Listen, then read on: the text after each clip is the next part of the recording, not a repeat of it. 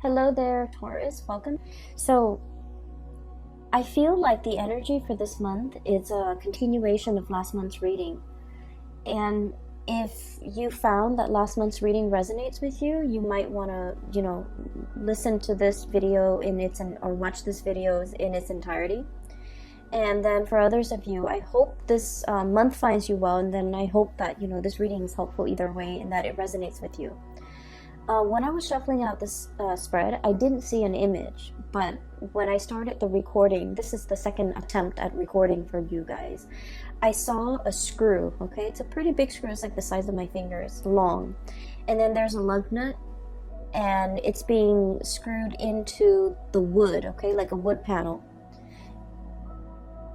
When I think of a Taurian person, I always think of somebody who either likes to dither in their garden, they like to plant things, they like to, tinker around in their garden. And then they're also very, very focused on repairing things, fixing things. If there's a problem, the Taurian person will roll up their sleeves, get their hands dirty, and, just fix things. And so that imagery of the screw and the lug nut, and it's very handyman, repair-oriented focus. I feel like it's just the epitome of what I think of when I think of a Taurian person. You guys are the fixer of the zodiac, okay? You guys have the most amount of patience, you and Capricorns, I feel, the most amount of patience of anybody that I know. And so last month's reading was about things broken, right? Things breaking down, water leaking in, faulty electrical circuits, and electronics malfunctioning. This is the month where you have already preemptively taken care of all of those things. And so this month is going to be very smooth sailing, I feel, for many of you who have taken the month of October to fix things that have broken down, okay? And when we say fix things, it could be literally fixing things, or you have already taken care of those things that needed to be fixed, or figuratively fixing a situation, fixing problems, and trying to iron out especially communication issues between you and another person so that things don't exacerbate, okay? Because I mentioned greatly that those things needed to be fixed. You don't want to go into a Mercury retrograde cycle in the month of November 2019 calling repairmen or trying to fix, communication and just problems in interpersonal communication. So I feel like many of you have preemptively, have stayed ahead of the game by fixing these issues. So last month's reading was about a deafening silence. It was like a very uncomfortable silence between you and another person. And I feel like for some of you, there's a continuation of that, okay? And so the only thing that I saw was the lug nut and the screw being driven or being screwed into a wood panel to keep it in place, okay? And so that denotes to me a situation where something is being strengthened, something is being fortified, something is put in place where it belongs, okay? So that's the first thing. I'm hearing put in place, so put somebody in their place, or understanding that where something needs to go. And then I heard a song, so I don't know for many of you if you're familiar with this, but the song is "The Hook Brings You Back" by the Blues Traveler. And when that song came on, this card came out, the Fool. Okay, this is about loyalty. Look at the dog, he's fetching a stick, bringing it back to his owner. Okay, there's a sense of blind faith, blind loyalty here. And it's a puppy. It's something that's very sweet and naive and just cute, cuddly and cute, okay? So when I saw this card, that song, the song came out, this card flew out, and then I was getting the message of I'm hearing bait, I'm hearing hook, I'm hearing fetch. Okay, so I don't know if I don't feel like somebody's doing this to you, and I don't feel like those are malicious words, but I feel like there's an interaction between you and another person that's very cat and mouse. it's very, very cat and mouse. And I feel like, one person has to like communicate in a way that might be cryptic in order to get the other person to ask more questions, in order to get the conversation flowing again. So I feel like it's like a bait, it's like a hook, it's like a situation where it's like skirting around the issue. One person says this and the other person's like reading between the lines, and that, things like that, blur communication. And so those are the kind of like the imageries that I saw. Okay, I want to talk about this reading because I feel like there's a definite beginning and there's an end. So it's very rare that the cards are very succinct where it's telling the story in its entirety. So let me just start from the beginning. I have here the Four of Swords, stoppage in communication. The way this card is depicted, it's orange, okay? And I think of like orange is as something where it's not really red, it's not really green. It's like slow down, right? Like that yellow light, or the orange sign, or the orange color, it's like in between the spectrum, hot and cold. I feel like there was something that had a lot of potential to get off the ground, and for some reason it was cut short from your actions or the other person's actions, but no one is relinquishing. I mentioned to you guys that you guys are very, very, very, very stubborn. Okay, once you have your mind made up about something, a course of action, a decision, I just feel like you don't really give. Okay, so there's a situation where the strings are like, taut. Okay, the strings are just extended. And if it's like a tug of war, nobody's really winning. And so what needs to happen in a situation where there's a stalemate in a tug of war game is, you splice it right down the middle and both sides fall down. Because that's what I feel. It's like no one is willing to relinquish control. No one's willing to compromise. No one is willing to let the other person win. And so if you slice the cord down the middle, both sides, have been pulling with all their might, they're going to collapse within themselves. So there's a situation here. It hasn't been spliced yet, but it's getting very, very close. It's like a tenuous situation where we have to learn to compromise, where we have to learn to give, where we have to learn to like give the other person some leeway, give the situation some leeway. But more than anything, it's a reflection of yourself too, giving yourself some slack, okay? Not running yourself too ragged to the ground in order to fix situations. Giving yourself some slack, maybe even letting the situation rest so that you can revisit it another time to resolve the situation. Does that make sense? So I feel like there's a stalemate here. And the stalemate has created some type of animosity between you and another person where you're feeling the pains of separation. Three of Swords, okay? So we're going from a Four of Swords, Three of Swords. This is I feel like it's very momentary. I feel like it's very momentary. Is that even a word? I'm thinking momentary, but I'm like, my mind is like monetary. It could be like financially related, where you're not giving slack to the other person. For some of you, if this is like a divorce proceeding, a separation or something like that, you're trying to iron out your financial assets, and you're just like, I don't want the other person to get anything. Or the other person could be doing this to you, not wanting you to get the house, not wanting you to get the kids, not wanting you to, I'm feeling that. It feels a little uncomfortable, okay? Financial assets, no one is really compromising. But going back to my original train of thoughts, I feel like this is very temporary, okay? So the word is not monetary or momentary, but very temporary. Because we're descending, okay? Four of Swords to the Three of Swords, and then it's going to be the Two of Swords, stalemate, revisiting a situation, mulling things over, and then the Ace of Swords, where things will start to, the two of you will start to communicate again. So what I'm seeing here with this Three of Swords is there's a tremendous sense about missing another person. The other person really misses your presence, your communication. You likewise, no matter how stubborn you can be, you really miss the other person, what they bring into the picture, their insights, their perspective.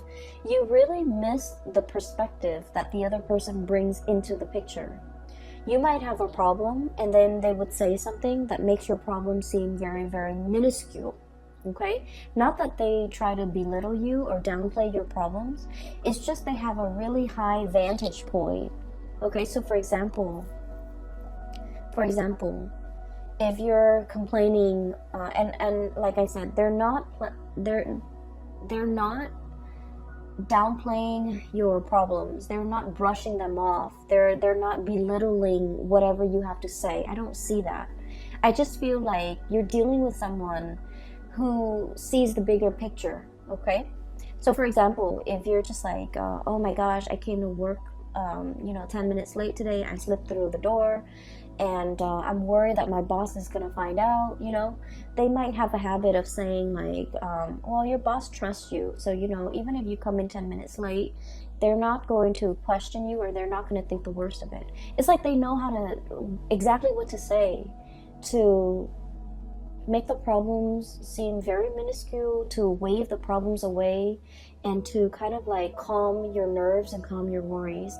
They have a very wise, understanding way about them. And so I feel like you really miss the communication. You really miss the perspective change that they bring into your life. And then I also feel like there was a situation here where there was definitely a big stalemate, okay? Somebody feels a little bit attacked. Somebody feels like we're talking about, it's like things taken out of context, things just escalating right before your eyes, and you don't even know how it got that big.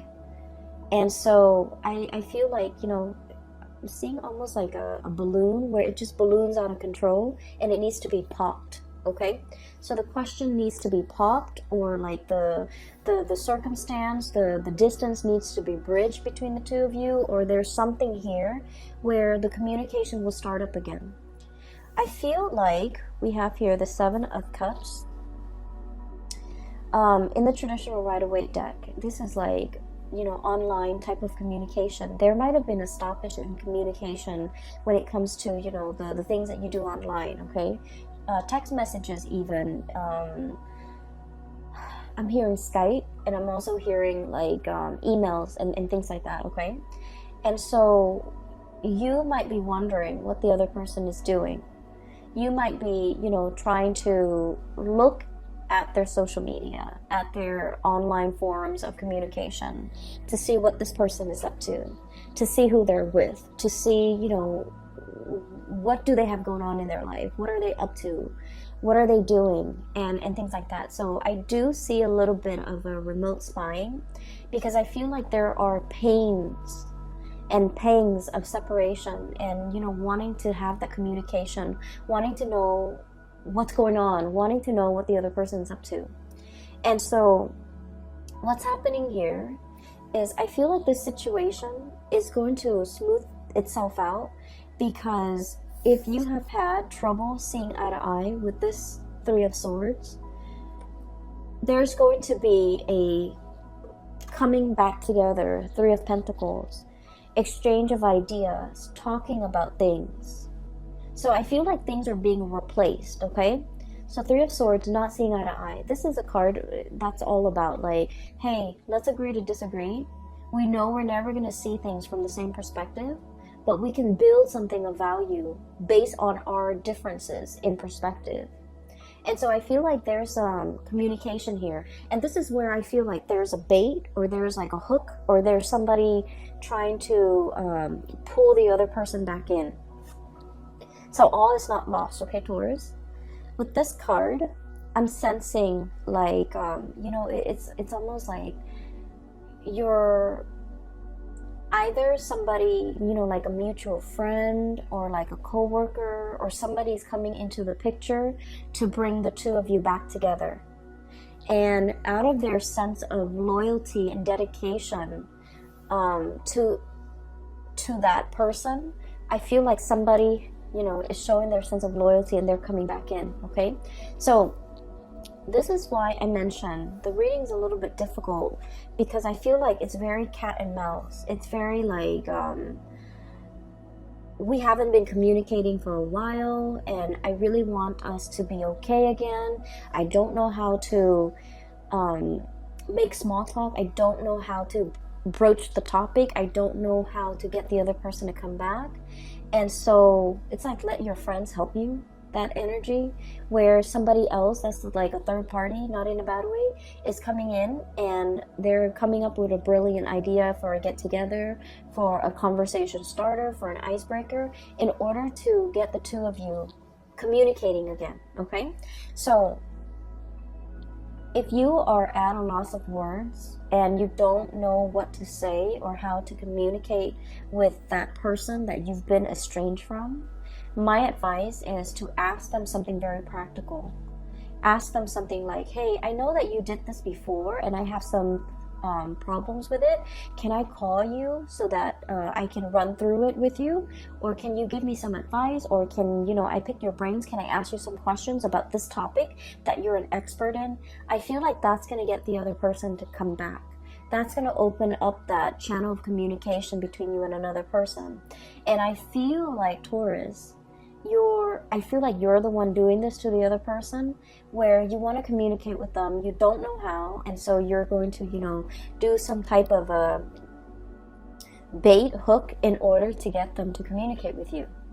And then from there, you're going to try to see where it leads. So I feel like you have this ingenious idea as to how to get them to come back. Okay, you're dealing with someone who's really very much they're very loyal to you. Okay, you're kind of like the apple of their eyes, and I feel like with this Fool card, this is like puppy love. Okay, and not in a foolish way, because animals, they're very good at sensing good and bad people. So this is not blind faith. This is not somebody who is like naive about your intentions. I feel like they know exactly what you're doing, and they're going back into it because they want to communicate too. So I see both people being very stubborn, just incredibly stubborn. And what I'm sensing is they're aware of your antics. You guys are pretty transparent. They're aware of what you're doing, and they're not calling you out on it, because I feel like they miss the communication.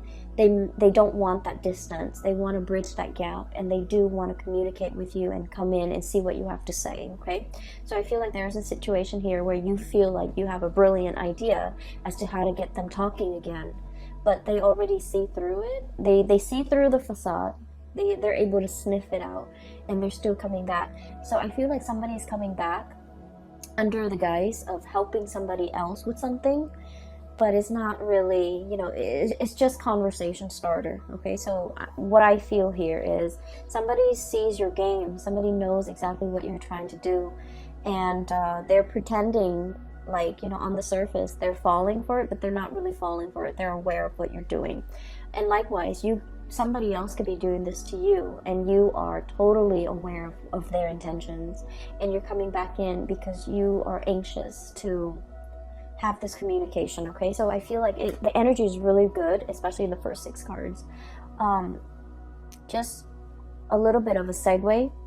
I feel like for those of you who have been thinking about leaving your work environment, your current work environment, we have many reasons to leave. Okay, if you feel like a lot of your friends and your coworkers, or friends that have been coworkers, are leaving, are retiring, are going off to, look at greener pastures, or thinking about, moving location and things like that, there's like, some big friendships that will be severed in the work environment because somebody's leaving.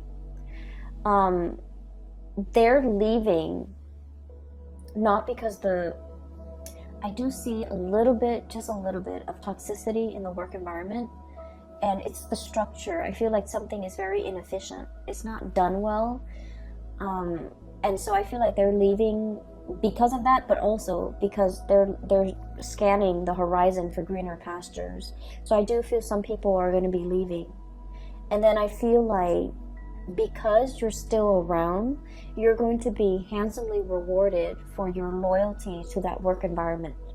Okay, that can go both ways. If you have been feeling underappreciated and you feel like you want to stay in this work environment, I feel that you're going to be handsomely rewarded. New positions opening up, or even like they're going to keep you in mind for the next round of promotion. Okay, and then on the flip side, if you feel like this work environment has been a little bit draining or a little bit toxic, you might be thinking about leaving, and you might have signed on like some type of I feel like some of you might have found a new job and you're thinking about leaving. So you might have, talked to your supervisor, and then your supervisor might have escalated up the chain of command, and they want to keep you. And so they might be giving you some type of like, some type of a bonus, some type of a promotion, some type of an incentive in order to keep you here. Keep in mind, money isn't everything, okay? And sometimes we forget that. I just feel like you made up your mind to leave for a reason. You had very, very good reasons. And I do sense for many of you, it's a toxic work environment. Or it's a work environment where you felt, I almost feel like a sense of ethics. Like it's a breach of ethics. It's not a good environment to be in. And so no matter how much they give you, you really want to think about it, mull it over. So we have here the Judgment, and this Three of Pentacles, which is escalation in your financial situation. Page of Pentacles, job offer coming into the picture. And I like this card because it just screams out exactly what it means, okay?